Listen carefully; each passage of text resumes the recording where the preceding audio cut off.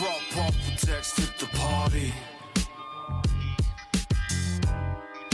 Pauper. I brought Pauper text to the party. Hello, everyone, and welcome to episode 41 of the PDH Pod, the one and only Magic the Gathering podcast dedicated to the total exploration of the Pauper Commander format. I am your host, BradDracV, and let's see what my co-hosts from the East Coast are up to. First, Dave, the Alcadron Vader. How are things? Things are outstanding, and Good. I am so very enthusiastic about today's show that I'm not going to elaborate at all. We have much to discuss, and We have much to discuss. we should get right into it. All right, next up is the PDH PhD, Liam. How's it going? It's going great. For those who follow me on Twitter or might have been active in our Discord this week, you would have known that I had a very important job interview today. Yeah, how'd that go? I was offered the job on the spot, which is fantastic. Congratulations! I'm ecstatic about it. So That's outstanding. Fantastic. Yeah. That is awesome. It is exciting. Congratulations. It's You deserve exciting. it. Yeah, and that's the one you actually were going for, right? Yeah, it's not only like the grade levels that I wanted. It's the exact school and the exact position that I was like gunning for. Amazing. Opened up and I'm excited to be doing it. So Awesome. That's so cool. So cool. Congratulations. That's outstanding. Yeah. I'm so happy. It was like such a stressing out about it all last night, and then I walk in there this morning, do the interview, and they're like, "So we'd like to offer you the position." I was like, "Oh, okay." Oh, that's perfect. And just the stress just melted away, and it was fantastic. It was probably visible. They probably saw it too. Yeah. Probably your shoulders dropped, your smile lifted. Yeah. Yeah. Awesome. All right. So like Dave said, in the essence of saving time here, we do have a very special guest on the show with us today. But before we get to that, we wouldn't be professional podcasters if we didn't do a little bit of housekeeping. So as usual, if you like the show and you like what we're doing here, check us out over at patreon.com/thepdhpod. By being a patron, you get access to the pre-show, which is usually a short recording of us sort of catching up for the week. We did not do one this week, but you can guarantee we'll do one next week. Then I usually post the show notes along with the episode live before they go out to the public. You also get access to our Discord, where you can talk with us, talk with the crew here, talk with other patron members, talk about decks, get advice, that sort of thing. Just sort of whatever you feel like having conversations about. Check us out on YouTube as well. We're the PDH Pod there. And then my Saturday streams, my Spell Table streams on Twitch at the PDH Pod there as well. So I think I just sort of ran through that pretty quick. Liam, you want to take it from here? Yeah, absolutely. So this week we have a fantastic guest on, as we touched on during the interview. The intro. The PDH Pod would like to extend a welcome to this show, Sheldon Menery. Hey fellas, how you doing? Hey. Thanks for having me. Yes, absolutely. Thanks for coming on. Thank you for being here. From being a legendary judge who led the charge of fair play in professional Magic to the progenitor of the format that changed the face of its casual side, Sheldon Menery has lived Magic's 30 years at the forefront of the action. He picked up his first card at Gen Con in 93 and has never looked back, certifying as a judge in 96. He's written about the game at StarCityGames.com for the last 22 years, exclusively about Commander for the last 15. Oh. He co-founded the Commander Rules Committee in 2006 and has been its spokesperson and public face ever since. After retiring from the judge program in 2011, he did a stint on the Pro Tour coverage team from 2011 to 2013. He took some time off to earn a master's degree in English literature, then put a ribbon on his Magic resume by doing a stint as a designer on Strixhaven's School of Mages, where he primarily was responsible for the Silverquest Statement pre-constructed deck. He currently lives in Lakeland, Florida with Gretchen, his wife of 18 years. There's 6 cats and a wine cellar they're happy to invite everyone into. That sounds about right. 6 cats that's a lot of cats. We have the space for it. Introduction. I had 6 cats very briefly when I had a couple and then I got a foster. 6 cats is so many cats. Yeah, we have the space for it. We've got 3,200 square feet inside and a big lanai, so there's plenty of room for them. Good, Yeah. good. Oh, sorry. I got really distracted by the cats thing. I'm supposed to say a thing. Sheldon has graciously agreed to come on this week's episode to be introduced to Pauper Commander as in a way. Insofar as introductions go, I'm confident that he knows what Pauper Commander is, but this is going to be kind of like a weird sort of interview where he brings questions to us and we tell them about our format. We're going to try to explain what makes Pauper Commander attractive format, exciting format, the kind of format that we want to be playing, to all of you and also Sheldon. Welcome to the show, and thank you for coming on. Yeah, definitely. I'm excited to see where this goes. Me too. As are we. Awesome. So you just casually took some time off to get a master's degree, huh? How did that? Was that something you always wanted to do, or was that something you put on pause for a while? How did that work? I hadn't. So, okay. Man, context. When I retired from the Air Force in 2004, my wife said, "What do you want to do?" And I was like, "Oh, this company will pay me a lot of money." Sure. And she's like, "Yeah, but what do you want to do?" I'm like, "Write books and play games." Relatable. She said, "Then do that." For those of you who don't know, my wife is an actual rocket scientist. She's an aerospace engineer. She provides a very nice living for us. So when I retired, I really didn't have to work anymore. Most military retirees don't have that luxury. It's a stipend, not really a living. But I was pretty good for a while at the playing games part. And I wasn't as great at the writing books. And I realized somewhere along the way, although I'd been a professional writer for a long time, I maybe didn't have the creative writing skill set that I needed.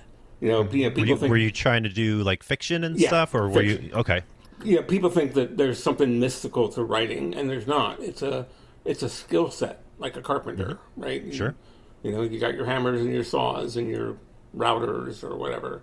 And then I learned about the post 9/11 GI Bill, which pays you to go back to school. And I'm like, oh, okay. I had served. Well, we were still in the Gulf War when I retired in 2004, despite the mission accomplished banner. And I didn't find out about that till in the interim. We had been owners of a gourmet market and a wine shop that had suffered with the economic downturn in 2008, and I was just tootling around, having a good time, and then doing Pro Tour coverage, which was a fair amount of traveling. I think I traveled 15 weekends out of 2012, and and then found out about the GI Bill. I was like, well, hell, they're going to pay me to stay home and go to school. I might as well finish this bachelor's degree. Sure. And then the University of South Florida was nice enough to create an accelerated bachelor's into master's in English literature. I think they did it for me. I think they were just like, how do we get this guy through grad school? Because the GI Bill benefits have a certain number of semesters that you take. Oh yeah. And I ended up squeezing all the everything into the benefits to get the master's degree. So the accelerated program was basically senior year of undergrad. You took graduate classes, and they counted for both. So they counted for the last year of one and the first year of the other. Sure. So I basically did 2 years at the same time. And then I got sidetracked with some health issues, and eventually finished in 2019. And most of what I do now is just I'm going back tootling around, and managing Commander has become a job. Yeah, I imagine. I don't know about a job. Labor of love. How's that? I mean, who doesn't like not getting paid to get screamed at on the internet? That sounds like a dream. What could possibly go wrong? Right. Yeah. This is...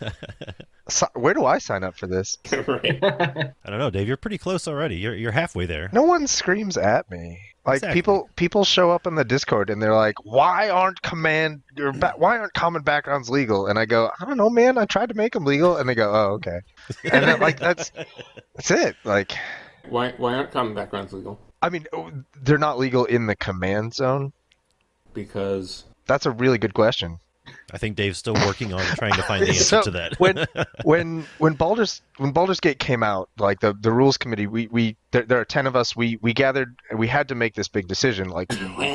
we were gonna update the 10 rules. of you? Oh There are my 10 of god! us. How many formats do you run? You'd be surprised if you're interacting with somebody on Twitter, not me or Liam, that they're involved with PDH. They're probably an RC member. Might be an RC member. There's there's 10 of us, and so when we were all getting these previews of the backgrounds, and we were like, okay, so we're going to have to update the comprehensive rules to make sure that backgrounds function, but how should they function?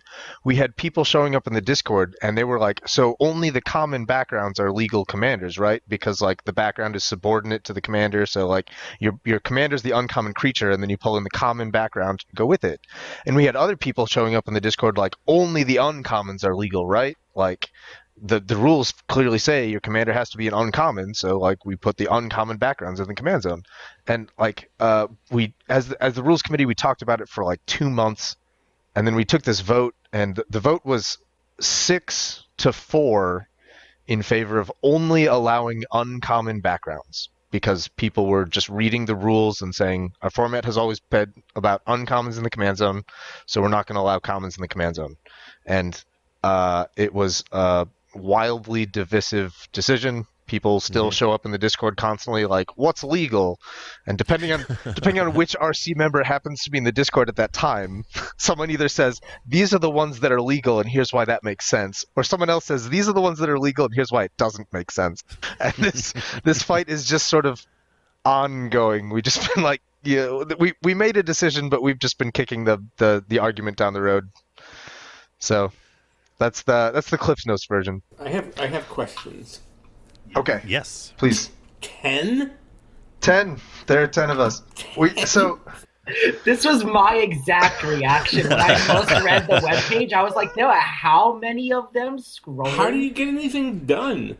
Yeah. So like weirdly, the backgrounds thing was the first thing that we had like a really big fight about. Like the other really big decisions we made were like we banned a couple cards a couple of years ago, and like that passed 8-2 with just like overwhelming support, and we voted to not include arena rarity shifts as valid, and that voted 9-1. Like everyone was on board with that. Like most of the time we're all just on the same page about everything, but the backgrounds thing just was that was a hot button for a while. There are 10 of us because the group of us sort of formed almost on accident, sort of like as this haphazard organic thing, where there was a group of people who were managing the Discord and the website, and that group of people were like, I guess we're managing the format now too.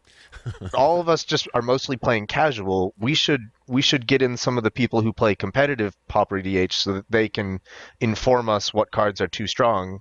And so we collected 3 or 4 of those bodies from the competitive side of things, and we're like, now we're the rules committee. Look at us. Yeah, I was included because I was editing the articles for the website at the time, which put me in the manager's Discord server, which became the RC server. So that's why 10, if that answers your question. Does, and yeah, I guess my follow-up here is, why should I recognize your authority? That's a really good question. I kind of think that you shouldn't. That's the best answer. So there's one very powerful school of thought here, and that is our authority comes from the fact that a lot of other people recognize it. So purely by virtue of us having a really big audience, almost everyone's first exposure to Pauper EDH is with our supported rule set with 30 life, 16 commander damage, any uncommon creature, the bans that we have publicized. Like by virtue of being very public about it, we are the rule set that everyone recognizes. So if you wander up to random people and say, let's play PDH, chances are they're going to be adhering to the rules that we have popularized. And that's the only actual reason. The other big school of thought here is I just don't recognize it. Like if you have a better way to play PDH, play PDH that way. Like change the life. If I learned anything from Monty Python, it's that supreme executive power comes from a mandate of the masses. It's not fish people handing out swords? I thought. I was sure that this was going to be. That's how I got my gig. Oh, okay, yeah. That's good. Okay, all right. That's good. A nonsensical aquatic ceremony in 2006. I like how the first school of thought that Alk mentioned was just the definition of authority. Like the way you get authority is people recognize it. Yep. Like it's just. Yeah. I mean, I do hope that anybody who's listened to the podcast understands I asked that in jest, and I wasn't, I mean, you guys I think understood. that's a perfectly valid. So I mean, the follow up there is that every time someone new pops into the Discord or the website or the Reddit and they say, "This is how I want to play PDH," like what do you all think? And we all go, technically that's illegal, but I'd play that way. Like I'm not the boss of you. Like I'm not gonna send the PDH police after you if you put a common command. I've said for most of 20 years, I am not going to Kool-Aid Man into your kitchen. Right. Oh, yeah. And tell you you're doing it wrong. If you play with Ristic Study, I will Kool-Aid into your kitchen. Yeah, okay. But I mean, aside from that, that's the one trigger. That's the one trigger Dave has. That's a bridge too far. That's the boundary I will not cross. But anything else you want to do, knock yourself out. Have a good time. So 30 life and 16 commander damage. How did 16? Why not 15? Why not 17? 16 was sort of a half starting +1. We wanted it to follow the commander, what we thought was the commander pattern at the time. Oh. Like we don't know where 21 came from. 21 came from 3 hits from an Elder Dragon. I'd heard that before. I'd also heard that like mathematically it's one of the best numbers because it takes a different number of hits from each power level. Yep. So like I think that 21 is a fantastic number, but in terms of its relation to starting life total, we sort of all fixated on this half starting +1 relationship and wanted to preserve that. Well, the thing is, the original rules were life total was 200 divided by the number of players in the game. I did not know that. Yep. I have no idea. So I don't want to go too far into the history of Commander, but when I got shown the sort of seed of an idea that was not yet a format, it was an idea. That was one of the earlier, it wasn't one of the first, but it was one of the earlier changes I insisted we have to make because consistency in messaging, blah, blah, blah. The first change was basic lands have to be not singleton because that's the way they were doing it. I was like, you'll never go anywhere. Again, this was 2002, and a non-basic land base was not happening. Right. Unless you're playing the Tempest don't untap land. Yikes. Yeah. So Yeah, I mean, I I have think those that's a reasonable. I mean, the half+1 is not an unreasonable school of thought. Does it put? It really then doesn't matter if your power is 6 or 7, right? Yeah, 6 or 7 have the same number of hits. 5 and 4 have the same number of hits. Yeah, okay. Like the only place that the number 16 gets a little bit squirrely is Dargo plus Buccaneers Bravado is game over. Yeah, game over, right? Right. Yeah. There's a group down in Well, and 2, like, I didn't mean to cut you off, Dave, but a lot of it has to do with I think the power level of the format outside of whatever your commander can do. We had a long Twitter conversation about, should it be 16? Should it be 21? We need to raise it up because the games are getting stronger, power creep, all that sort of thing. And I think we came to the consensus, we even talked about it on one of the episodes, that pushing it up to 21 would likely just negate Voltron strategies first and foremost, along with, other minor strategies. But that one for sure would take the biggest hit. I mean, if you're too close to your starting life total, then it doesn't really matter that much, does it? Yeah. Yeah, and I mean, the idea of commander damage definitely comes from reining in life gain. Like in a multiplayer, especially in a multiplayer game, you definitely don't want just, I'll gain 1 million life. Now what are you going to do? Now I win. Yeah. Right. Well, I'm not going to win, but I'm certainly not going to lose. Yeah, PDH doesn't. I mean, there are a couple like tricks you can do to just gain like 50, 70 life or whatever. That's not very common.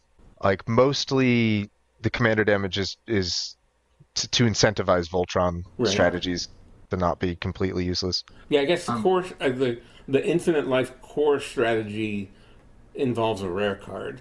Yeah. So You can gain infinite life in PDH, like with doing Tatiova loops. Takes a lot of work, sure. You can gain like 60 by putting life link on a Crypt Rats. It's possible like to that. just spike the life up real good. like 1996 all over again. Oh yeah. Welcome back to the good old days. Yep. A really quick story about the 16 and 30 thing is long before PDH got organized in a central hub online, PDH was sort of sprouting up organically, lots of different places all over the country, world, I guess. We have a lot of listeners in Brazil. I knew you were going to say but, like, Brazil. Yep. Brazil loves Pauper EDH. Brazil. people are the best. Brazil loves their Pauper. Yeah. Yeah. But so for a while, I was just playing PDH locally at my store, and I didn't realize there was a wider community. I didn't know anything else was going on. And when we first started, it was 40-21 because we wanted to match Commander, and then we were like, these games are taking too long, things are dragging out. Like, we want games to go faster. We decided to bring them both down to 30-16, and that night I went home and I put together Viashino Slaughtermaster, which is a 2-mana 1/1 double strike in Jund colors, and the deck was just nothing but Invigorate and Giant Growth and Reckless Charge. And I played a game with this where I killed the most competitive player in our entire scene before he had started his second turn, and he was like, "This is stupid. Commander damage has to be 21. I'm changing the rules unilaterally. It's 21 now." And I was like, "All right, that's fair." Do what you got to do. Yeah. Okay, forgive me for being dense. Is this No, a 1v1 or a multiplayer format? Mostly multiplayer. Okay. We have a 1v1 scene. They use a slightly different rule set. The 1v1 scene uses 25 life, 21 commander damage, and a different ban list. Okay. But most of us are here for the multiplayer version. That's the standard version. Yeah. Well, I mean, you are a branch off a very sturdy tree, so Yes. bringing the social aspect to it makes a lot of sense. Turns out that orders of magnitude more people responded to the social message than we ever thought would. You know, when Magic was a top-down game, Commander got started when Magic was a top-down game, and we were like, oh, that's fine. You know, we're going to do our little thing here, and, social first, mechanical second has always been the message. Mm-hmm. And then, a bunch of people were like, yeah, let's do that. So, yeah, I think you're headed in the right direction that way. Yeah. So, compared to regular Commander, how fast are games?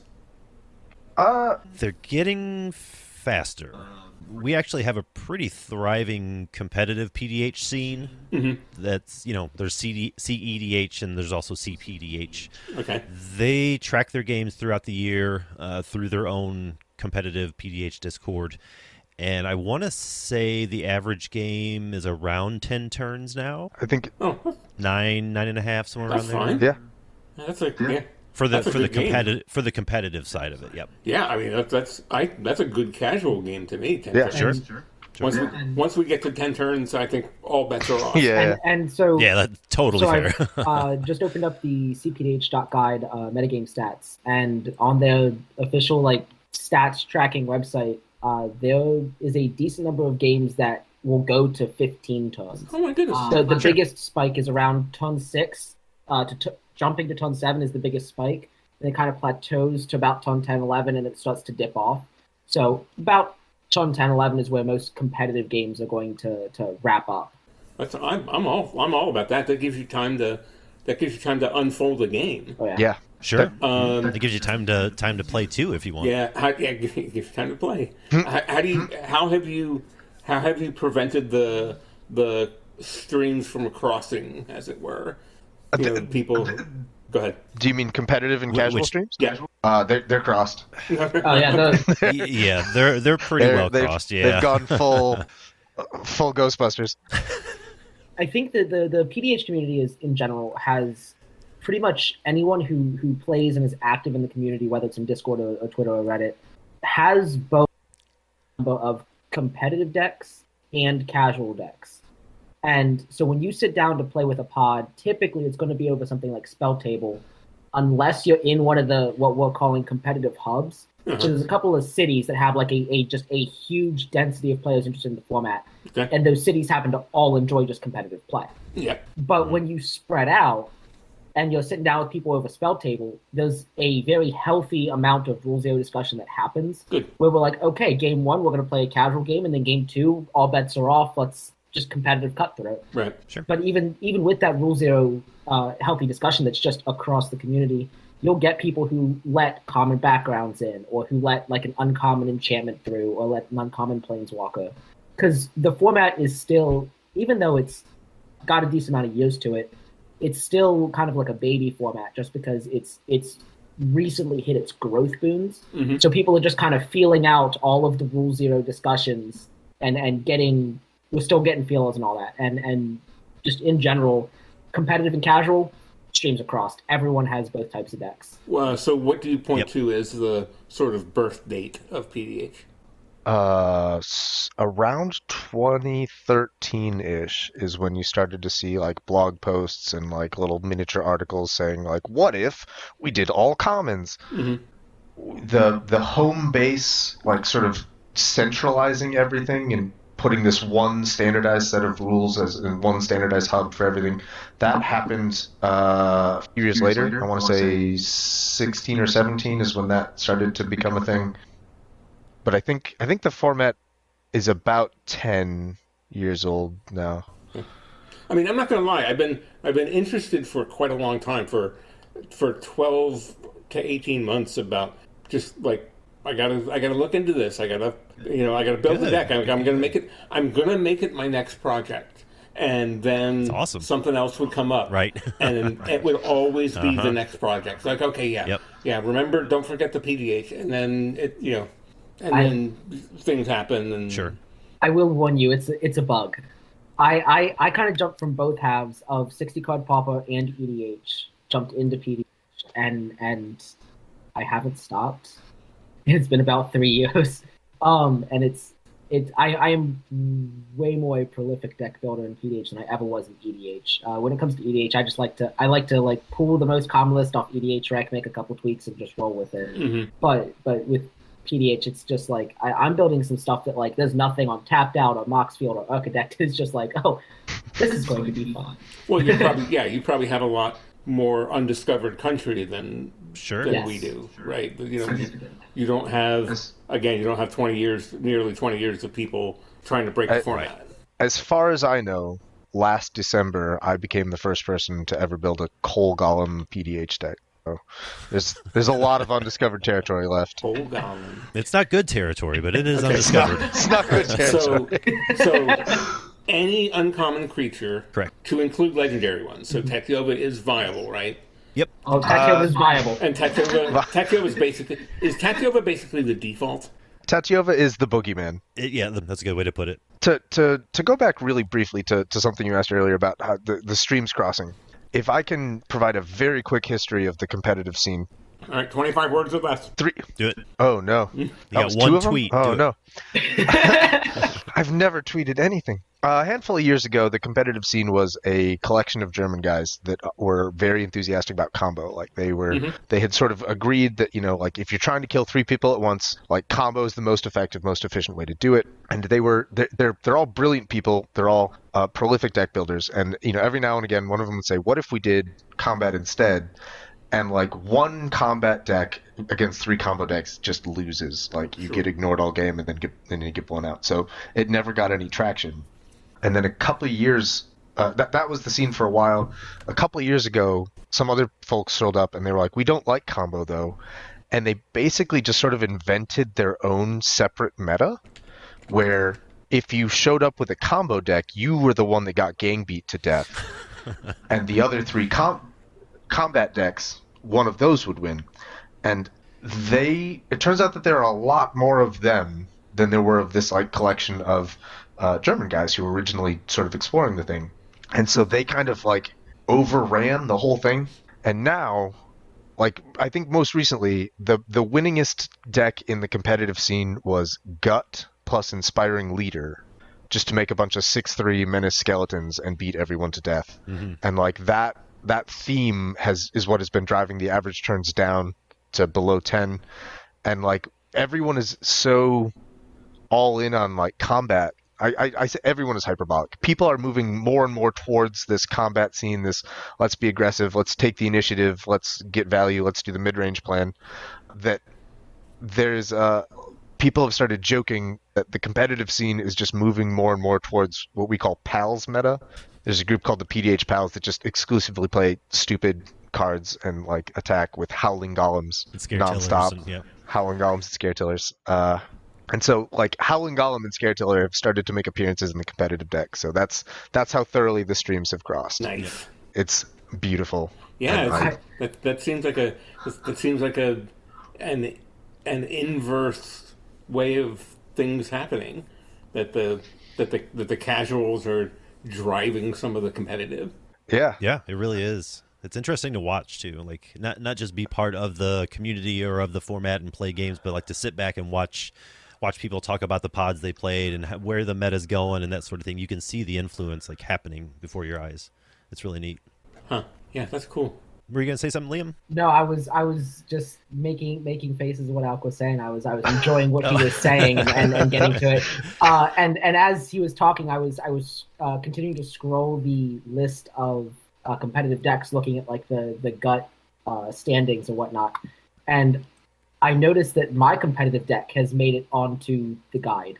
Aethys One Sphinx. Oh, your Sphinx deck. Yep. Sphinx has made it onto the guide, and I'm curious if the one win that has been marked on this is mine or not. I know that a guy named Drainer has also been pushing the E-Sphinx plan a lot. Okay. Yeah. Okay. Maybe I'll just have to go back and submit mine. I think you should. Get another win on there, right? Yeah. E-Sphinx is a fascinating competitive deck because it's not like you can't really run counterspells in this competitive because you cascade into them and then they're useless. They're dead cards. So you have to find like there's a couple modal counterspells. Like you find the Villain's Lair and that new like Soul Read thing from Jumpstart. Like Urza's rebuff is brutal. Urza's rebuff. Urza's so you rebuff. have these like arguably really bad rate modal counterspells as your only form of like interaction, but then you're just cascading into Maelstrom Colossuses and like spined Megalodons. Like, come at me, let's go! Right? Like, it's such a wild experience to see a blue deck in competitive PDH that's just all about turning stuff sideways. Like, Yep. You love to see it. Yeah. I mean, I guess Arcane Denial is still a viable counterspell, right? Arcane yeah. Dial just Still- to draw 3 and then recast the Sphinx. It's not a bad plan. Yeah. Yeah, it's still one of the better counter spells in the format.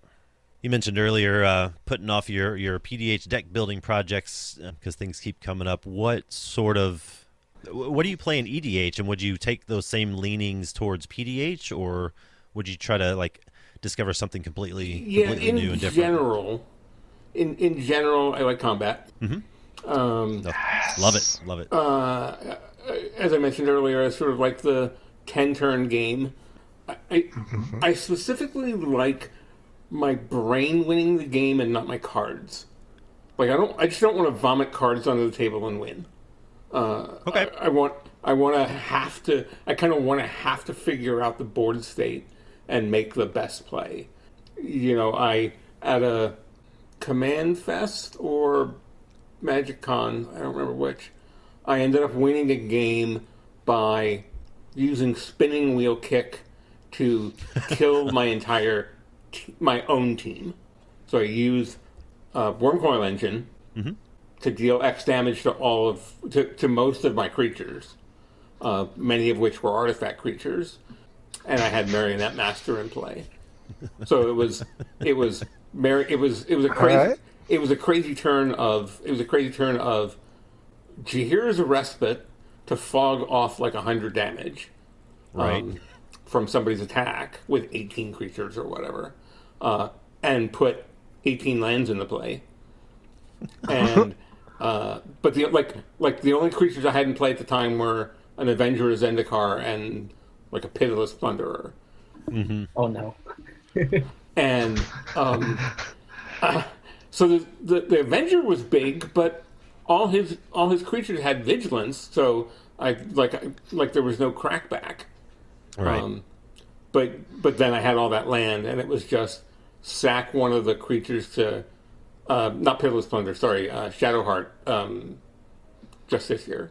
So I sacked one of the plant tokens and drew 15 or 18 cards or whatever, and then it was Nyx Bloom Ancient into Marionette Master, put the 3 counters on it, into Green Gear Hulk, put the Green Gear Hulk counters on the Marionette Master, and then, hey, I'll just murder my own team with this spinning wheel kick. Let's do this.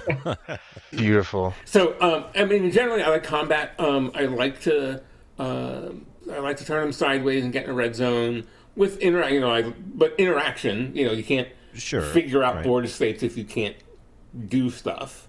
So, I do believe that most Commander players need to play more interaction in their decks.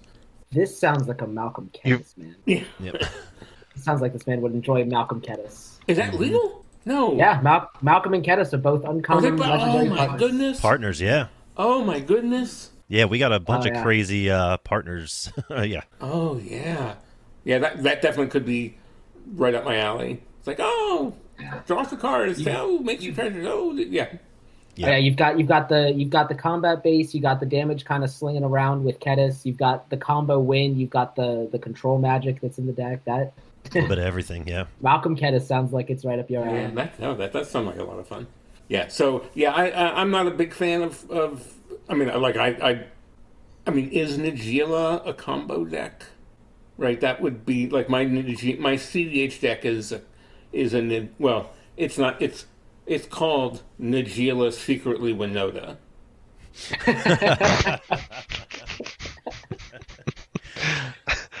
Sure. but yeah, I mean, otherwise, I have a couple of decks with combos in them. Like, game's got to end sometime combos. Yeah, exactly. But for the most part, I don't necessarily design a winning end state into the deck. I'd much rather design a deck that does a thing that I know is generally good. Smashing people for 15 at a time is good, right? Yeah, Can't go wrong. Pretty good. But in general, I don't have a finish line that I'm trying to get to. It's just do well, be a part of the game, drive some of the play. Because I do believe that the best Commander games are ones where everybody does something and then something epic happens and then somebody eventually wins. And it doesn't really matter who wins. Like if the epic thing was fun enough, then we all won anyway. Yeah. I 100% agree. Making sure that everyone does a thing is the best thing that I can possibly, that is the fundamental driving force behind the PALs meta I mentioned earlier. Mm-hmm. The PALs is a group of guys that they all stream on Twitch, and they learned early that, if you're playing a game on Twitch and people are watching and someone just abruptly combos out of nowhere on turn 6 with no warning and the game is just over, it is impossible to get viewers invested in that. Yep. So they kind of shifted their meta early towards, this Howling Golem thing. If we make everyone draw a card every turn cycle, everyone's deck is going to get a chance to do its thing, right? And everyone can watch all the decks do their things, and it'll be this beautiful chaos, and then someone will eventually win. Yeah. Why do you think game nights never abruptly ends? Yes. Right? It's built into the narrative. Right. Mm-hmm. Right? They don't design decks where and JLK said the other episode or two ago on the podcast, he said they've kind of shadow banned Sol Ring from their decks. It's like, one player on in the on-camera games.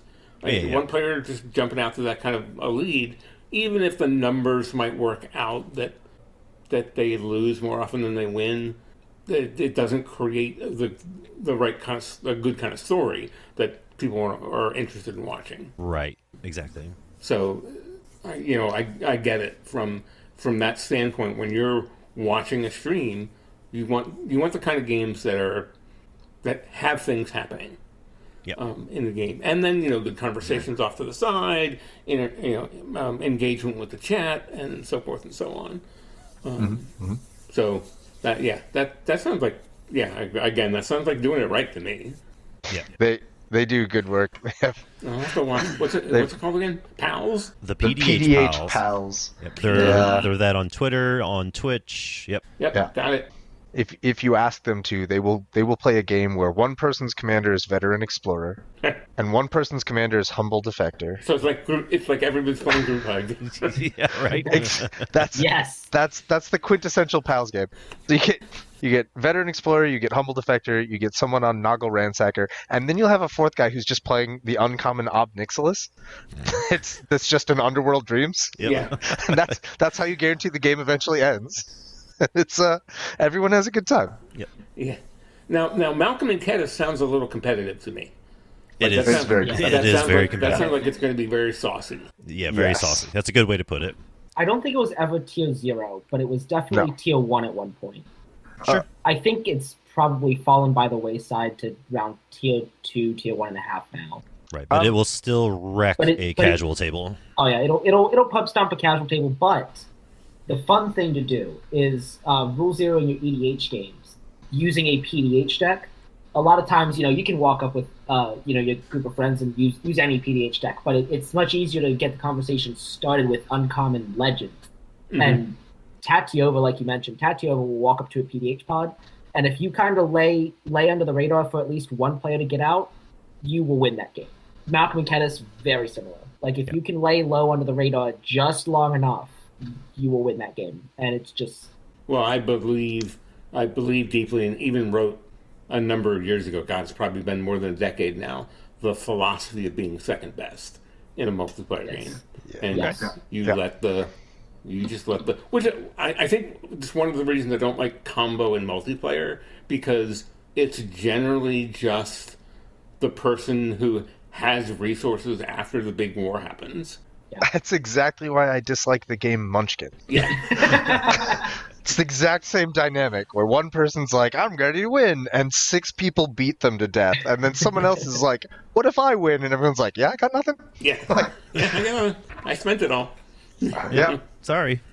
To Liam's point, I've taken a Zada PDH deck into EDH games and just curb stomped everyone, because the trick to doing that is if you roll up with your Zada deck unsleeved, Yeah. and then tell them that it's all commons, no one will ever spend resources on you until they're dead. And they'll be like, oh, how could I have seen this coming? And be like, well, you could have read the card. Yeah. The other thing, to the philosophy of second best, this actually just happened on the stream at in Philadelphia. There was a PDH tournament with like 32 people there, and the finals involved a table with Tatiova versus Gretchen. And Tatiova they're both, really, what's the word? Resilient? Yes. They're both really resilient combo decks.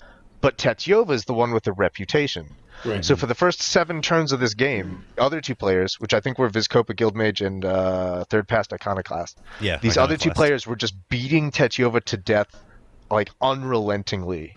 And no one touched Gretchen. Gretchen was sitting there, like, missing land drops, but just going completely untouched, drawing 2 cards a turn off Gretchen. Yeah. And Gretchen absolutely took that game. Like, Yep. I don't know if the Gretchen was ever the second best, but in terms of reputation, Mm-hmm. Yeah. Mhm. it was second best, because Tatiova is very rightfully feared by everyone. Yeah. No, I'm gonna have to look for like the super jankiest thing that I can Oh, find. we got I 'em. gotta go back and Oh. and find one of those You've- hidden gem cards from You've Home come to the right Stumbles or place. whatever. To the right pod. Yeah. Homelands Uncommon will be my first search. There you go. I think that's Dave's wheelhouse. Sorry, what is it? Homelands Homelands. Uncommons. Homeland. I built a cycle of Homelands decks. I have a deck for Aaron. I have a deck for Isan's Shade. I have a deck for Revica. I have a deck for Rashka. I thought All Isan's 4 of those Shade- decks. Wait a minute, I thought Ishan's Shade was rare. No, it's got an uncommon printing. It was uncommon in Masters 25. Oh. Yeah. Yeah, it's handy. So yeah, But to Sheldon's point, Isan's Shade was not uncommon in Homelands. Yeah. it's true. Just uncommon true. later. Yeah, I have all 4 of those decks built. All 4 of those decks use exclusively pre-modern cards, so they're all old border, old frame. Every single one of them is terrible. The best creature across all 4 decks is Sandbar Crocodile, because it's a 6/5. It's bigger than Crawlworm. Yep. That's all it It's takes literally back then. unkillable. Send your autograph. Literally indestructible. Send your autocrat. Yeah, you can make some surf Get tokens. some surf tokens. Yeah, there you go. Do some aristocrats. He's literally named an autocrat. He's begging for an aristocrat He's stack. begging for it. That's right. Ashnod's altar is common. Yeah.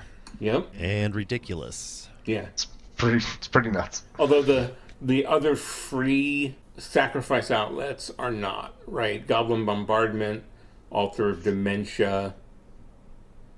Thermopod is the other We do not free have one. those. Carrion Viscera. Feeder. Viscera Seer, Carrion Carrion Feeder's Feeder. Oh free. yeah, Nantuko Husk. Nantuko Yeah. Husk, If- Blood Throne Vampire. Yep. Yeah. If you're in red, you've got Thermopod, which you can sacrifice creatures for a mana. If you're sacrificing goblins, you can Skirk Prospectors. Yeah. Both of those things make Mogwarts pretty formidable in format. You can build a deck with what's the red cap guy? Murderers? Murderous Red Red Cap? Cap. Murderous Yeah. Red Cap.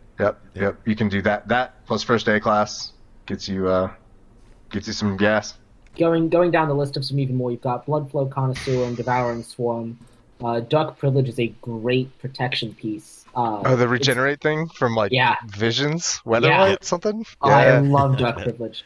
Good stuff. Looks like Fanatical Devotion in white. Oh my. Seeing lots of mana gates. You got Phyrexian Ghoul is free, but that's just another Bloodthorn Vampire. Yeah. And that looks like it's about it. Yeah. A lot of ones that are in black. That are free sacrifice outlets. Oh my. Juniper Order Ranger and Grumgully are both uncommon. It's Yes. true. Oh yeah. So is there's a persist creature that has a free sack outlet stapled onto itself. Airy Oofies. Yep. Yeah. Yeah. Yeah. That Yeah. as long as you have a flying target with that, can make an arbitrarily large Juniper Order Ranger. Yeah.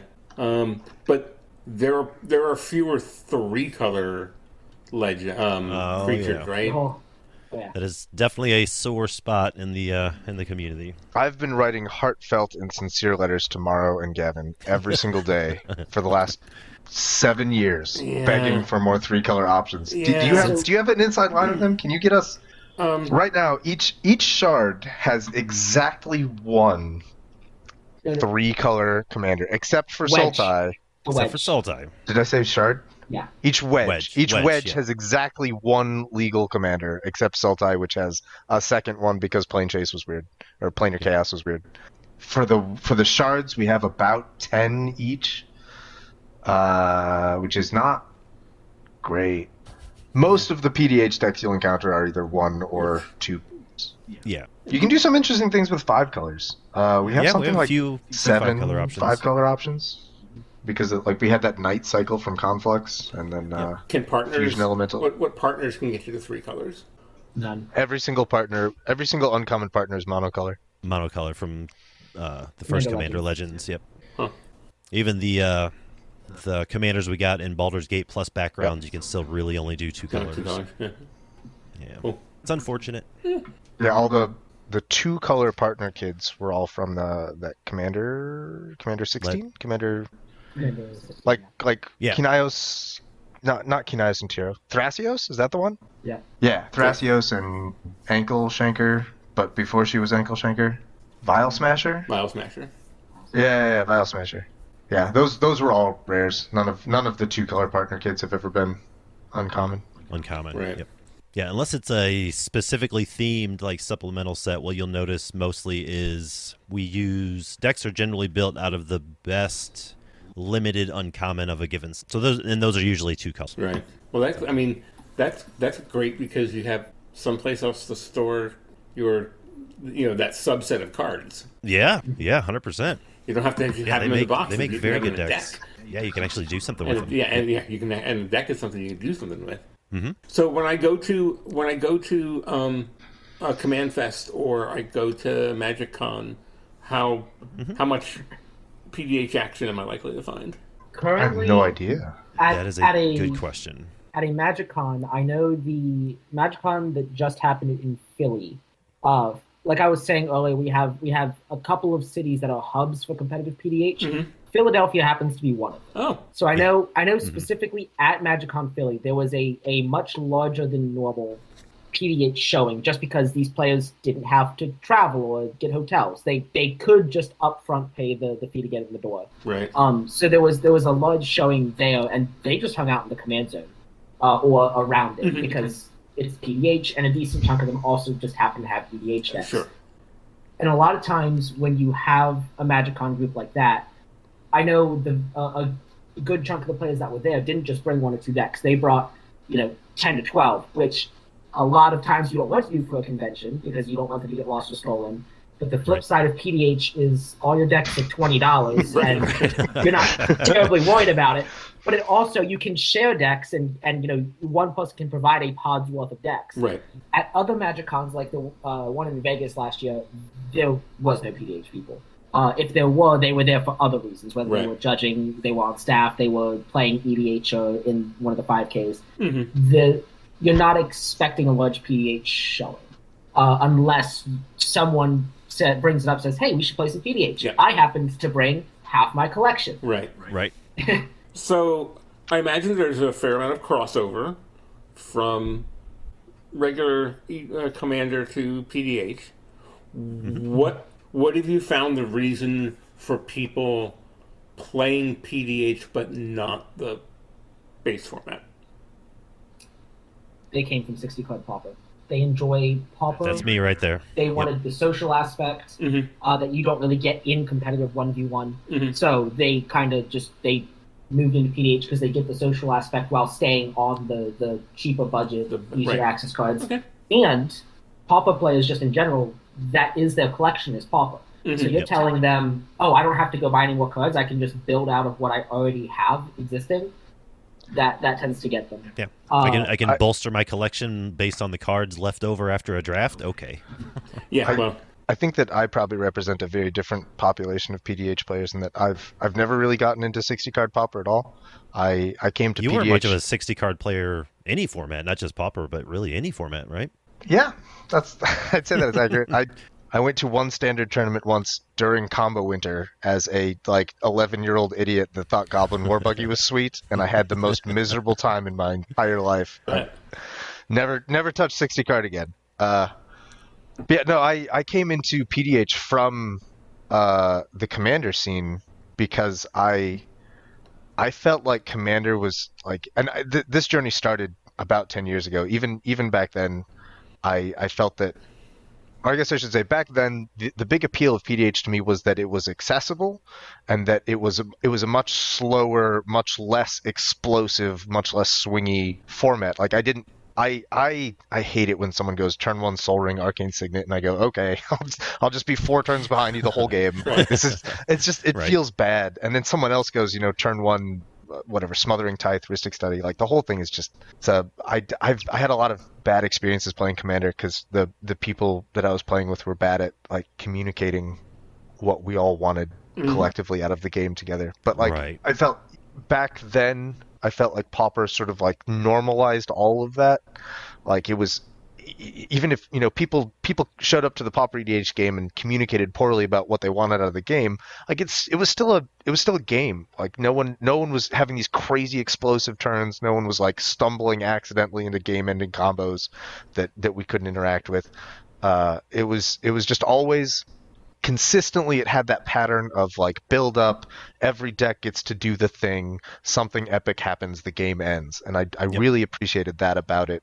And so for a while, I was sort of enjoying both of them, and then in the last couple of years, I felt like Commander's sort of gotten out of control a little bit. Like the precons are so much, and they're happening so fast, and the last one that I even noticed at all was deflecting swats, and the whatever the blue one is that's just accidentally Force of Will but better somehow. Fierce Guardianship. Sure. Yeah. I don't even know the name of it because. Okay, that was the last time I paid close attention to what was happening in Commander, and I was like, you know what? I think I'm okay. I'm fine without this in my life. I don't need to chase down these spells. The free Commander spells I think are a mistake in design. I agree, but I have exactly zero evidence to suggest that Wizards is not going to keep making that mistake. So I can avoid that mistake by just playing a different format. Like that was my sort of solution to it. And like I still have a handful of my commander decks. I'll still take them out. Like if I'm hanging out with a couple of my friends and we all know exactly what we want to do, and we're all like pleasantly buzzed and like want to do commander, like I still love the format. I still engage with it. I play it on occasion. I don't play it with strangers anymore. Right. I think is where I'm going with this. And as a show, like we were pretty big fans of the 40K commander decks. Oh yeah, too. They gave a lot to our format. They're fun decks on their own. Like very good. They were very good to play together decks. in the Biodome. Yeah.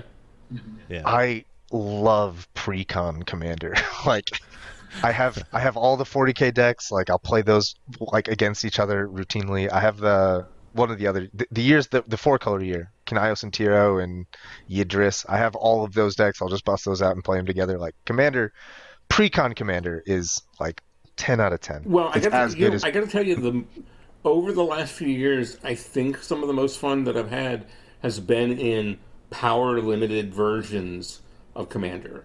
Whether it's been playing pre-cons together or Boxing League or but yeah, Boxing League was a stroke of genius. Boxing League is so good. Forgive me. I have no idea what a boxing league Boxing is. League is you take a box of boosters and you build a deck from it. That's amazing. Okay. And then and then as designed, this was it was an initial brainchild of Brian David Marshall on a phone conversation he and I were having about not Commander, and it just came up, and then we started talking about it, and then we just like, all right, okay, let's do it this way, and then let's do it this way, and then here are some ideas for rules, and basically then, so you start with a box of boosters, and then at a set period of time, you get to add X number of booster packs. I think 6 was the standard from a different set. You can't pick a set that you've previously picked. So on turn 3 or week 3, you can't pick your initial box or the boosters you chose last week, and and then you build from there. So it's like this evolving deck thing. Yeah. But like we have done together, Commander Rules Committee has done together Innistrad Plane Constructed, where we the only legal cards were from the 8 Innistrad sets. Right. We banned Champion of Lambhole right away in that because the game was just who got their Chan Lamb first. Sure. I've done that with Ravnica. Yeah, we're still talking about doing that with Ravnica. We could probably do it with Dominaria, although I guess that's just Magic. You could probably do it with That's just the game. You could do it with Zendikar. Yeah. Yeah, you could do it with Zendikar. We've been to Zendikar a few times now. Yeah. Speaking of pre-con decks and such, I do want to give you a big thanks because Strixhaven is Liam's favorite set and Orzhov is my favorite color pair. Oh, sweet. So. Amazing. We want to thank you for that. I loved putting that deck together. I love both building the deck and designing some of the cards. Now, how does something like that work? Like they contact you and say, make us an Orzhov deck, or they just say, make a deck? No. That was come work for us for X number of months and be on a play design team or a vision design team. So Amazing. I actually went out there at the end of 2019 and worked at WotC to do that. And oh, by the way, I was coming home every other week for experimental immunotherapy treatments. So I'd get off of work late on a Thursday, get on a red eye, hit the ground in Tampa on Friday, go right to getting treatment, spend the weekend with my wife, fly back on Sunday, and design more Magic cards. Just for the listeners, real quick, if they don't know, you were on like you said, the design team for Silver Quill Statement from the Strixhaven. Yeah, I was on the Silver Quill Statement deck Commander 2021. Yeah, I was on the Strixhaven design team, but the Strixhaven Commander design team.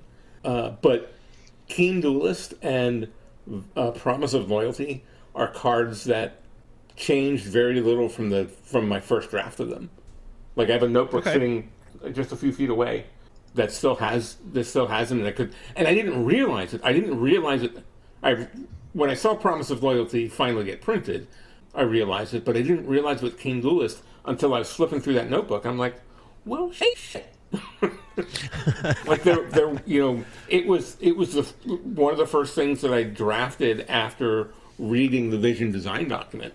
So the first thing that happens when you get on a set is that there's a world building document, and you read that before you start designing cards. You don't just design magic cards. You don't just start whipping them out of nowhere. Yeah. Right.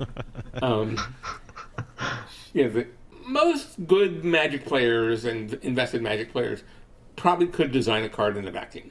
Card designers don't work in a vacuum, right? There's the set you're on, which is very important, and the feel and the flavor. We had pretty firm instructions that Strixhaven was not grim, dark Harry Potter, right? That you have to get in with the feel of the world or the plane. And then you also have to consider the sets that are around it, right? You remember, again, a Magic set getting dropped into the middle of an environment of some kind, whether it's standard or modern or Commander, although I guess there's no such thing as there's no global Commander metagame. So you have to think about the other cards, and when you're designing for an Eternal format like Commander, you have to consider all the, tens of thousands of cards that have ever been designed before. Does the thing that you're designing break Mindless Automaton or Watch or whatever, right? So it was in some ways the hardest work I've ever done. I mean, at least nobody was shooting at me, which was good. It was definitely some of the most rewarding work I've ever done, and it was easily the best work environment I've ever been in.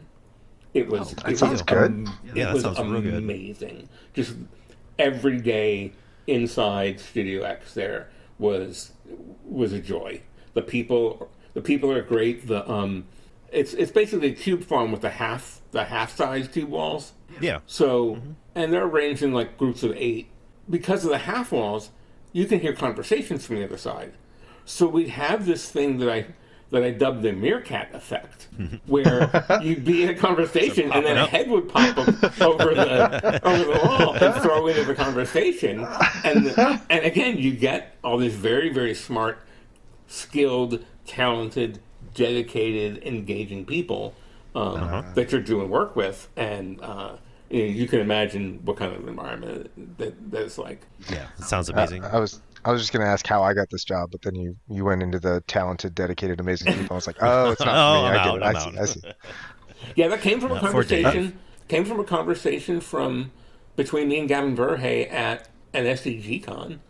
We were having lunch, and the idea of me coming out there and doing a design job came up, and I think that was June, and by September I was signing the contract, and and was there on the 1st of October. Fantastic. How does one get into a situation where you're just having lunch with Gavin? Because that is another lunch thing with Gavin that I would like to look into. I might turn that question around. How do we get in a situation where Gavin's having lunch with me? There you go. I think we need to ask him. Yeah. When we have Gavin on the show, we'll ask him that. Yeah. We are close. We are close and dear friends. In fact. Oh, that's good. Excellent. Good. He was our last visitor here in Florida before the pandemic, and he was the first after. Oh, amazing. He was coming up. I was coming back from the Reno Grand Prix or Magic Fest or whatever it was. I don't remember what it was called. And he was coming off of a cruise of some kind, and he planned to visit because the cruise was landed in Miami and was just going to take the train up to Lakeland. Right. And he was like, "We got this COVID on. You sure you still want me to come?" I'm like, "Yes, still come, of course." And then he escaped, and the world shut down. The next week. At least he got off the boat in time. Yeah, and then when the things opened back up, he came down, and we had some we had some good times. He is a phenomenal human being, It must be said. Yeah, he seems like it. Seems like it does a lot of good work. Yeah.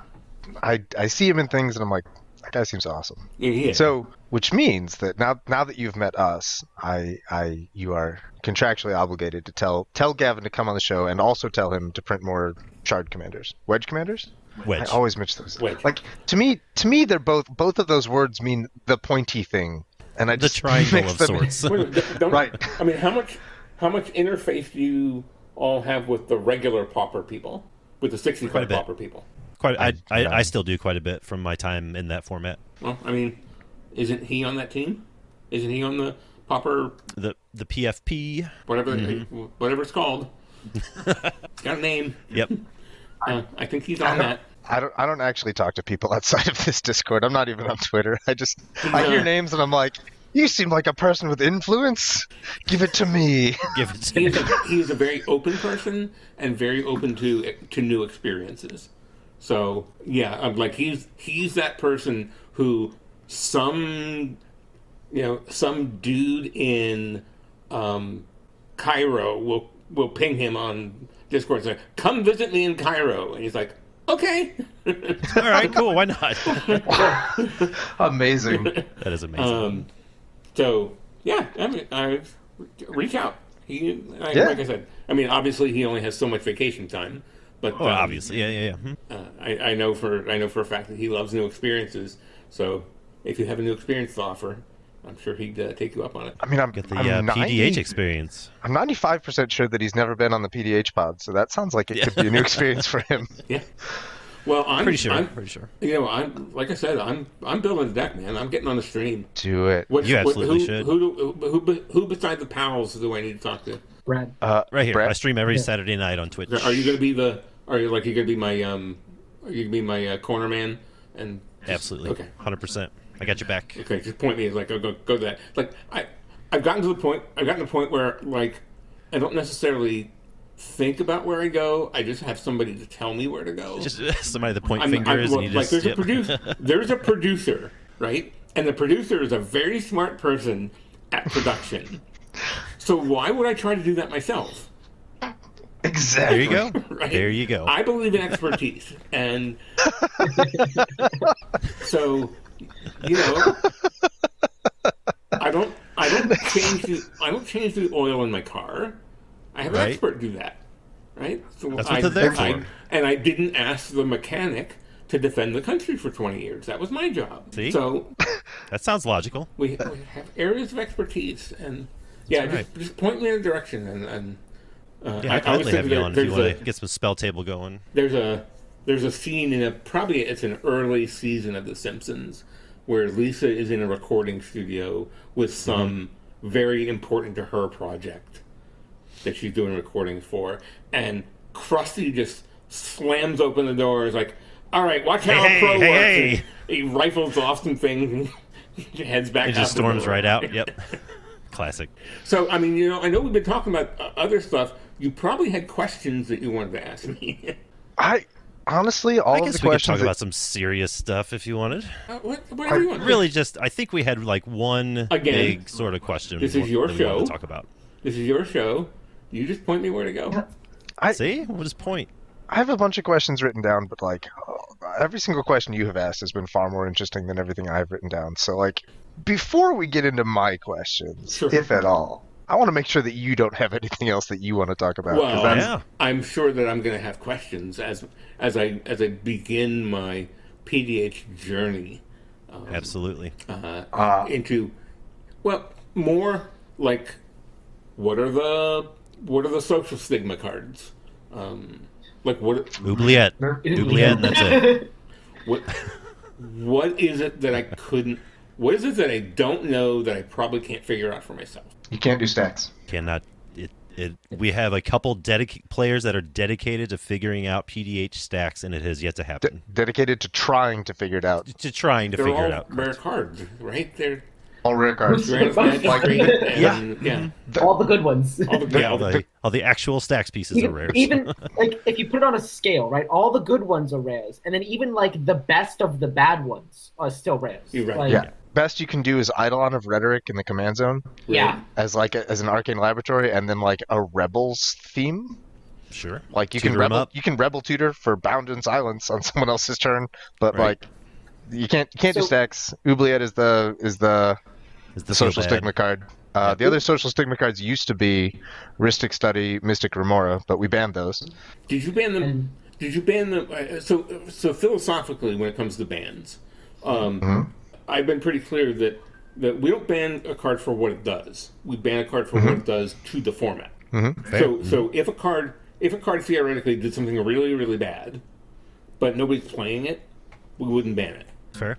So Rhystic Study and Mystic Remora got to the point that if you were not playing a deck that included blue and therefore those two cards, you were playing the format wrong. You were either casual or blue. Yeah. Okay.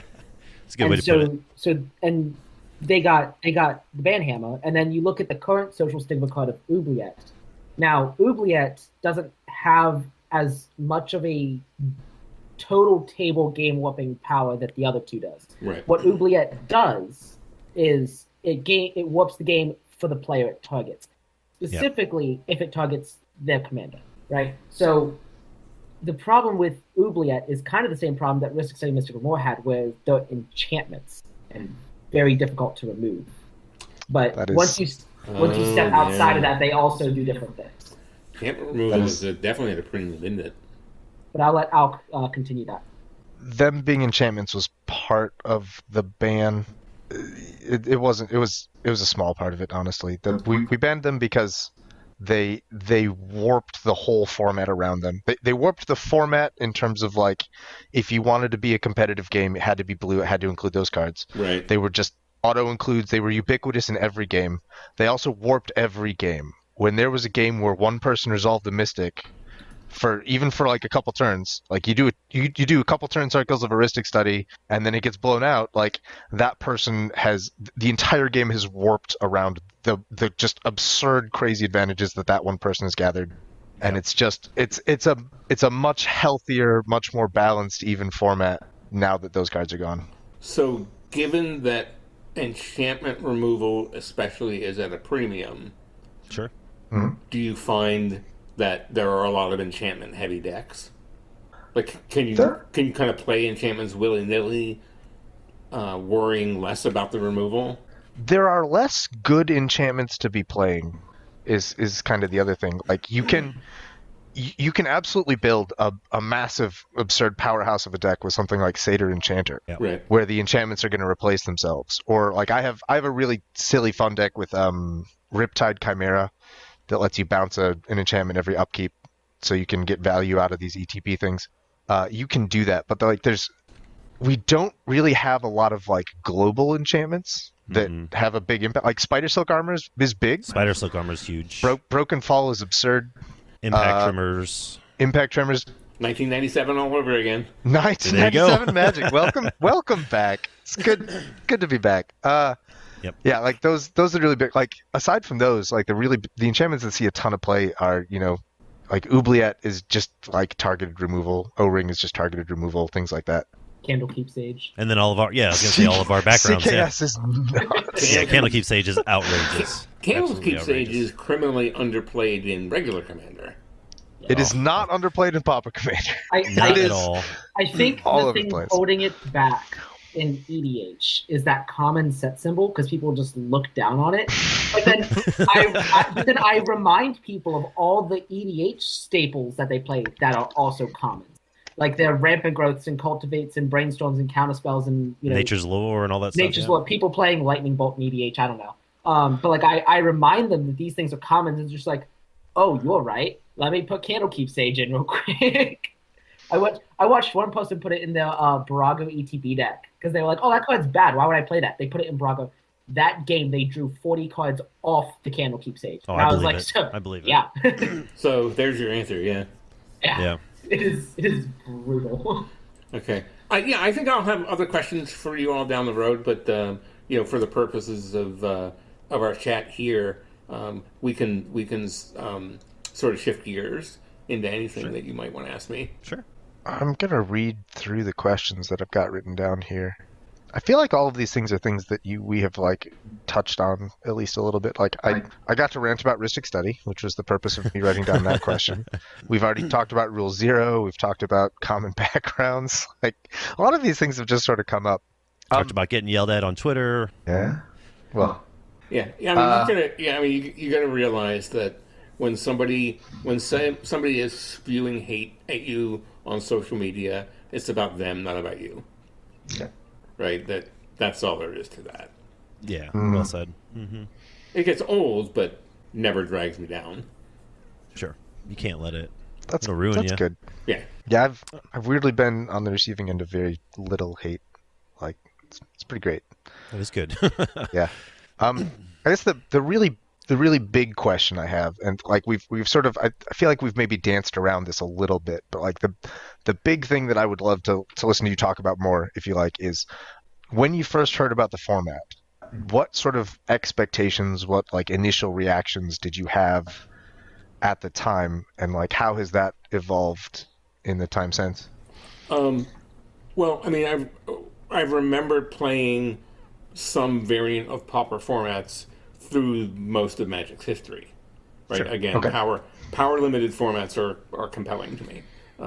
Yep. From the days of when Wild Mongrel ruled the roost. My brother had that deck. Wild Mongrel. Is the elephant enchantment Guide? uncommon? Elephant guide? Is that uncommon? Yeah, that's common. I think it's common, yeah. Common? That The totem armor one, yeah, that's common. it got downshifted in a Masters set, and Masters set, I immediately put it into my Rabid Wombat deck because I was really excited. Sure.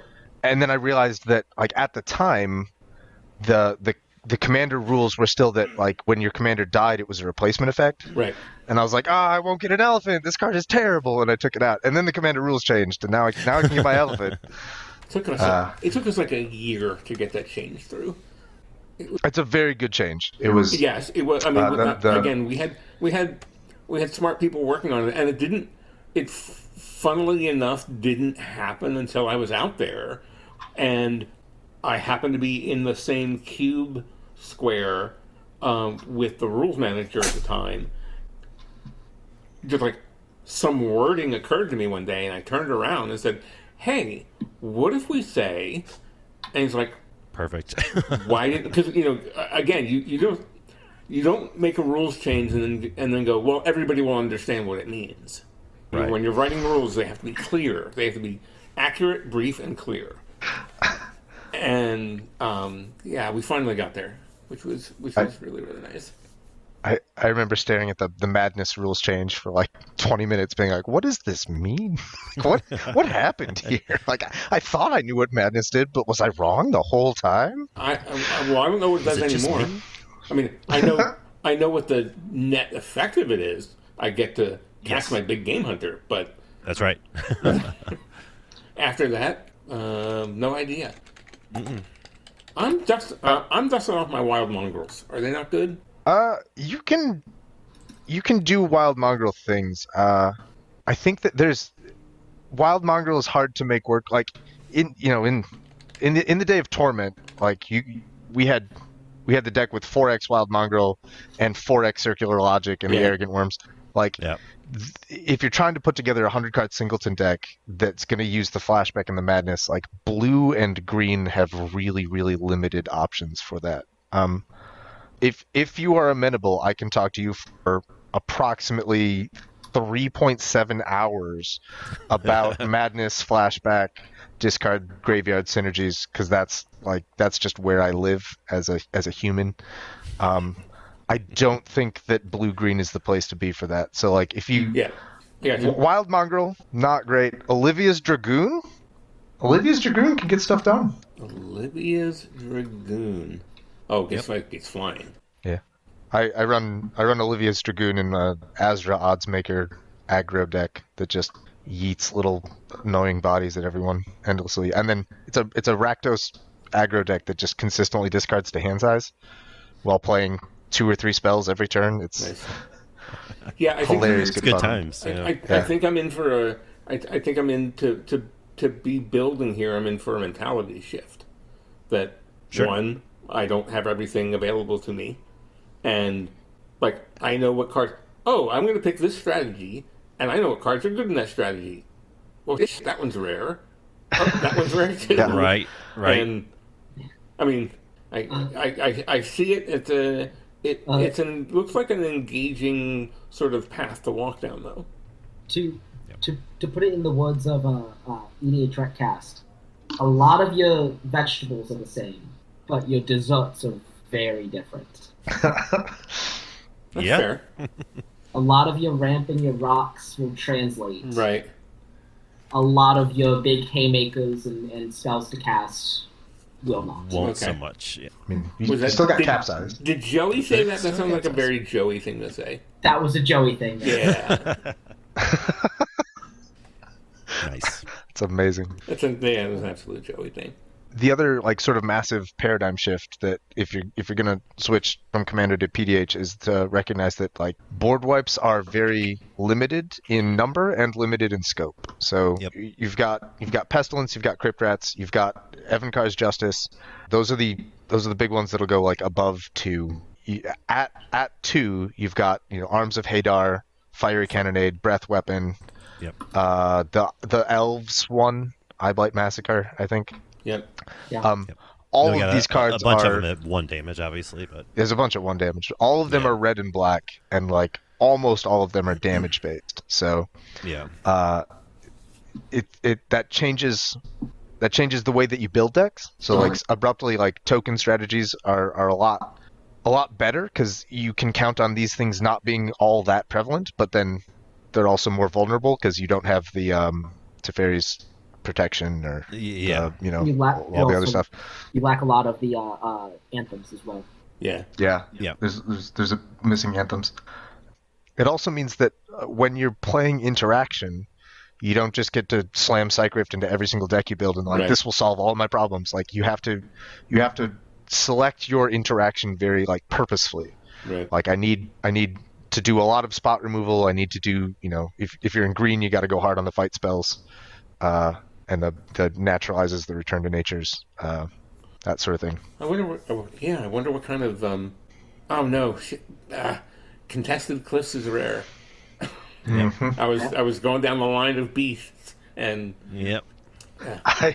I have built a beast deck. It is profoundly bad. I used Shaleskin Bruiser, the 7 mana 4/4. It gets +3 power for every attacking beast. Now, Herd Bailoff's pretty good. That Herd one's- Bailoff is very good. Yeah, that's one I have fun with quite a bit. yeah. And Yeah, what is yeah. it? Territorial Scythe Cat? That's pretty much that a our beast? best. Oh, I don't know if that's a beast, but that's our best mono green deck. Correct? Teamer Sabretooth. Teamer Sabretooth. Thank you. Sabretooth. I said Team or Central Safe Cat is the landfall put Yeah, a I was- counter on it, I think. I was looking at Landfall this Yeah, morning. Teamer Sabretooth. Okay, I was saying, yeah. I have Teamer seen- Sabretooth is Teamer Sabretooth, yep. is a surprisingly good mono green combo deck. Yeah. The other really, really big shift in paradigm is that PDH lacks any way to like just refill your hand. Right. So in EDH you can have these games where you go, land rock, land rock, land rock. Yeah. My hand is empty. Wheel of Fortune, abruptly, like that's not a problem anymore. Like in PDH, if you go like really deep into the ramping strategy, turn 5, you have 10 mana and nothing to do with it because you're hellbent. And Right. then, like, you gotta. Yeah. There's effects that are like So- 3 mana, tap the rock, 4 mana, tap the rock, draw a card, Yeah. or look at the top card of your library. If it's a land, put it on the field. Like those cards become really good. Yeah. You have to. Yeah, your Bonder's Ornaments, your Lantern of Reveal, etc., Mm-hmm. etc. Yeah, the stuff that gives you stuff for free. Yeah. I mean, Windfall was an uncommon, right? Windfall is Windfall. Yeah, so it's not legal. Yeah, there's no place it's been printed at common, I don't think. Yeah. Yeah. Yeah. Yeah, and we There's follow a- just like 60 card Pauper, we follow digital print, MTGO printings and paper printings. Solarian Winds Tolarian And- wins. and Flux Amazing.